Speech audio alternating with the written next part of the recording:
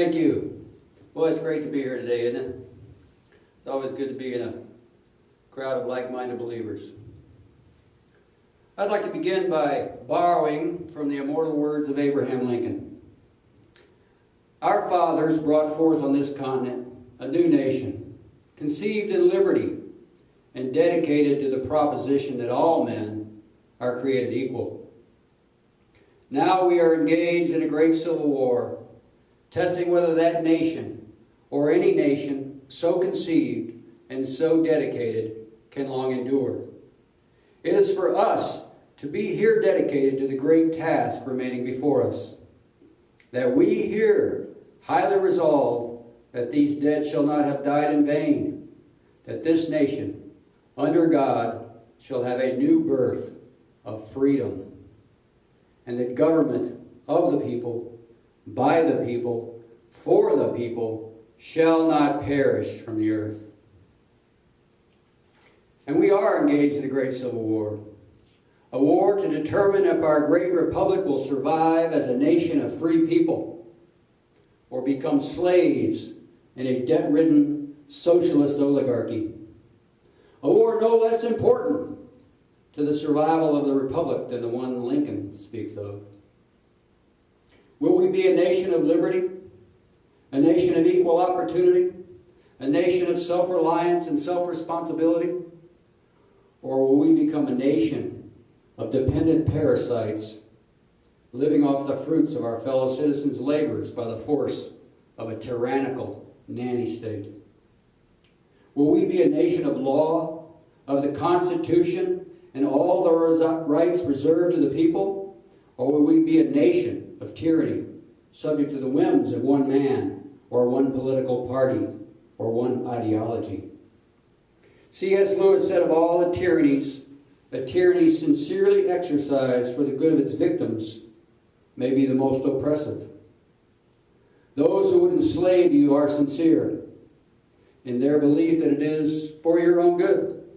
They are sincere in their belief that they know best how to run your life and those of your fellow citizens. If you would just give them the ring of power, they would wield it for your good, or so they say. And if you won't give them the ring of power, they'll take it. If you think war is too harsh a word, look at the property destruction of the recent protests of the Occupy movement. Fires in the streets, attacks on police, shutting down major ports, disrupting traffic of people just trying to get to work to make a living, taking over public lands. And what are the demands of these unruly mobs with their socialist banners and their communist slogans? They demand punishment for anyone who is successful. They demand seizure of the property of others to be fairly distributed among themselves. We have a government that has indebted you, your children, and even your grandchildren in an unprecedented spending spree that has increased our national debt over 60% in 3 years. A government that has piled up more debt than any in history. We have a government that has made over half of the population dependent on handouts in some way. We have a president who is giving away billions of dollars to campaign supporters while smiling and telling you it's for your own good.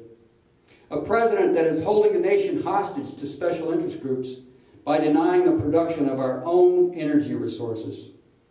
A president that is squandering the prosperity of generations to hold on to the reins of power. A president that gives favors to his campaign supporters and intimidates and denigrates any who would oppose him. We currently have an administration that has given over $16 billion to companies with connections to campaign supporters in the name of mythical green jobs. But it's for your own good. In the case of Solyndra, the Obama administration overturned the previous administration's denial of a $500 million loan that has since vanished in bankruptcy, after this administration put campaign supporters ahead of the taxpayers in the bankruptcy proceeding. But it's for your own good. We have an administration that has given over $25 billion to union supporters while destroying historical precedent in contract law because of the hundreds of millions that unions use as campaign support. This is an administration that wants so badly to please the anti-gun lobbyists that it created a program to give sniper rifles and automatic weapons to violent Mexican drug cartels, just so that it could claim that American guns were causing the cartel violence, and then create gun control by executive fiat without an unwilling Congress or a resistant people. This is an administration that has used its agencies to attack companies that dare seek to build factories and create jobs in non-union states. This is an administration that uses the EPA to shut down the energy industry, destroying hundreds of thousands of jobs and raising the cost of gasoline, electricity, and anything that uses energy. And what does not use energy? This is an administration that spent 2 years ignoring the recession and focused on passing a tyrannical health care bill that the Congressional Budget Office says will kill 800,000 jobs. A health care bill that will permanently put us on the way to socialized medicine. All the while they smiled and talked of how focused they were on job creation. After all, it's for your own good. This is an administration that uses its Justice Department to sue states for enforcing the law, and even sued to try to end the right of churches to determine their own pastors and teachers should be. This is an administration that is proud of the fact that it can't wait for Congress. After all, Congress is just the elected representatives of the people. After all, Obama knows best. It's for your own good. What will it take?